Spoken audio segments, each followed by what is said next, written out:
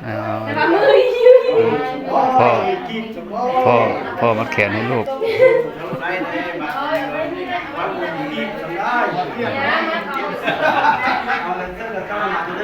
เอาคันล่างไงมึงมาเอาเลือดย่ายสักก้อนอยู่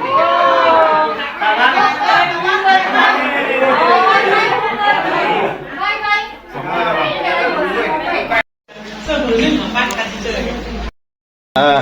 มันงานมันดี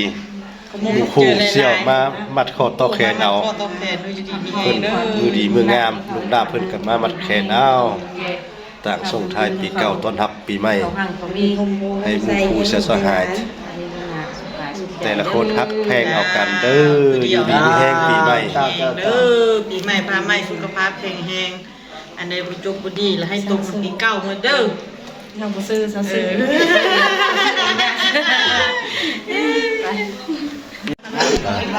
นี่งามน้ำดีลูกน้ำขึ้นมาเฮ็ดขวัญมัดแขนให้มาเลยมาพี่เราเอาตัวเย็นๆอยู่เนาะอายเอ้ยน้องมาร่วมงานมื้อนี้ไปกินข้าวปะไป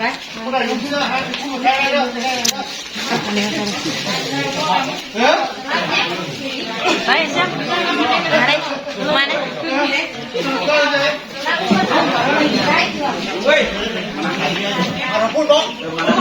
หลังจากมัดคอต่อแขนแล้ว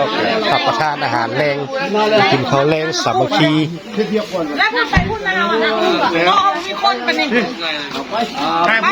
พอปุ๊บติดไม่ละบรรดาไอ้น้องและก็เสี่ยวลุงปลาเอาอามากินข้าวแรงขวัญสามัคคีซอยฟ้อง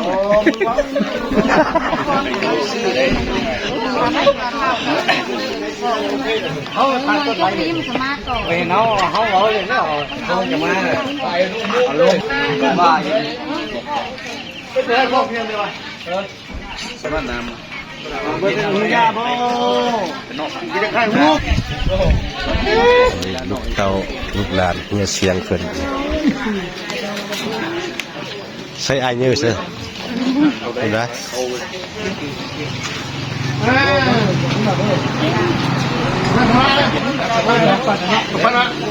ไอ้กาดโกไอ้กาดโก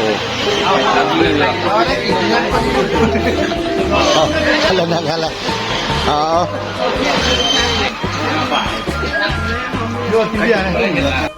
อ้าวพันหิวเข่าวะกายมายังหัดฝือโอ้เจ้าเลยกินเสียงดนตรีมาโหยเรียบร้อยไปดินั่งโอ้ห้ามเรื่องอะไรได้เอาไปหัวด่วนเอาหัวเดี๋ยวถ้าไปแดงละนอกตีให้เต้าหรือเต้าสุดท้ายวันแรกบุญบานไปจองแล้ววงแล้วก็เลยบอนละแฟนเส้นนวลงามตาบอนจำป่าเจ้าสุภาสดใสอยู่แดนใดหัวใจบ่ลืมแสนซาบซึ้งดังเสียงของแม่เอ่ยแสนซาบซึ้งดังเสียงของสำรานพ่อเบิดทันมาเนาะพ่อเนาะดีไปจังมา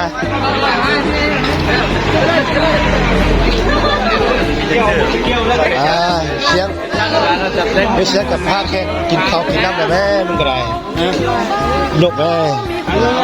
เอาผ้าแค่ยกมึงยกมาเนาะยกมาแล้วผู้ยกตาอ๋อ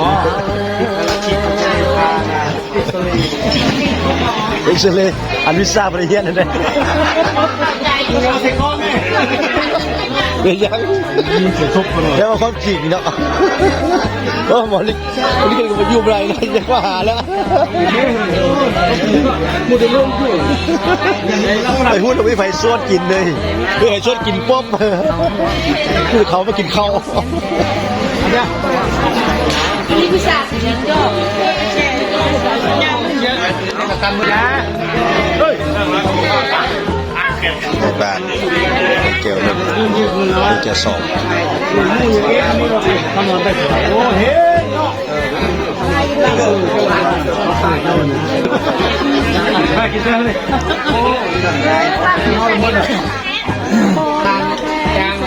ลอดว่าเอาเสียงจังโลนึง10 ขีดเฮ้ยมันแรกเราไปตามกับพ่อเพี้ยนนะวันนี้ดึงหัวเสือมันยักษ์ไปจัง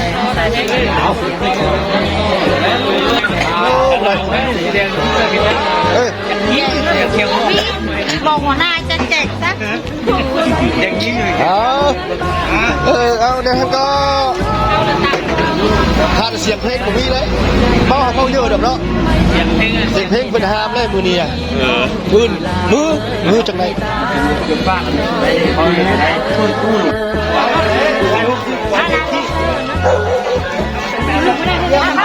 เอาขาดอกมาเลยว่าของปลอมเชื่อมันไปเถอะมีกระดาวนะ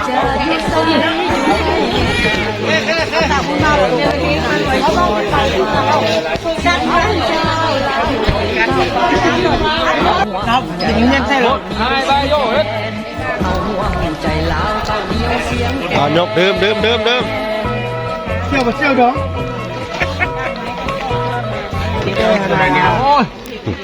โอ้อร่อย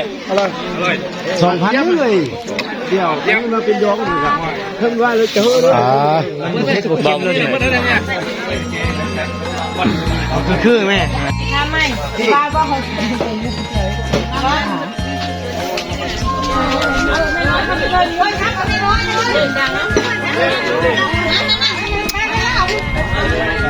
ดูสปีดแล้วลายนวลเลยสิ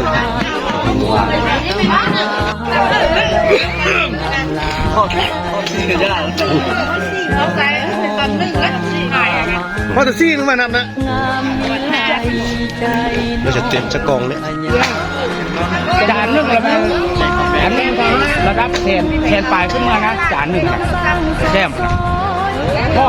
ดด้วยข้างหรือทอดข้างละทอดด้วยข้างเราเท่าไหร่วะ1,500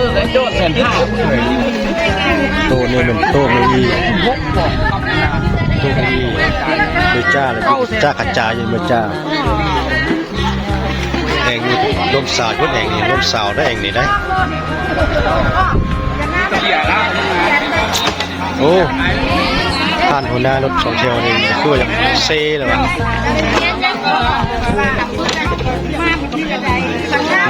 เลาะสหาเมียมันละสหาเมียมันละ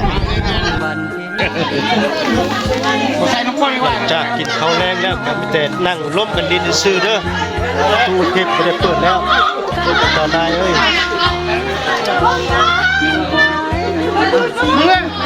ต้องไม่พอแข่งต้อง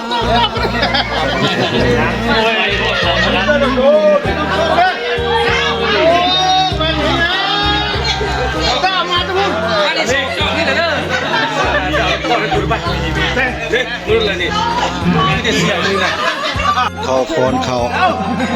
โมงสุดท้ายนาทีสุดท้ายยังเหลือ2-3ลาว2-3เมื่ออี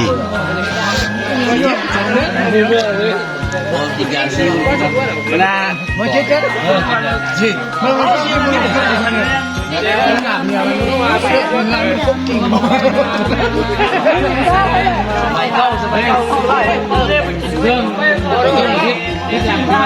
ตัวหนึ่งกลุ่มหนึ่งตัวนั้นกับกลุ่มหนึ่ง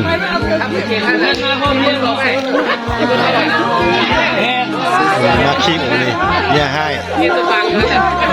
ยให้ใช่ไหมเสียงแคนแววมา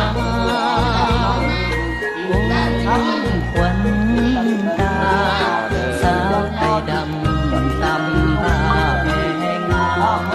สาวไทยดำตำผ้าแพงสาวไทยดำตำผ้าแพงใช่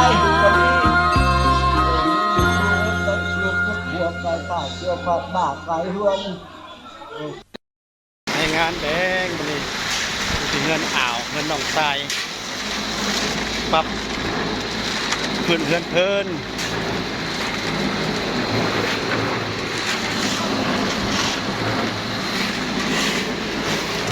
สร้างง่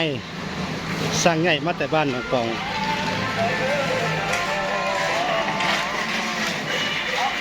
สร้างง่ายบ้านหนองกองเด้อใครสนใจติดต่อได้เด้อเขาเล่นก่อน ก็นะก็ บ้าน ยิ่ง ค ใหญ่ นโฮง นะ น้ำกว้า nhà sao mẹ chồng con đừng lên lơi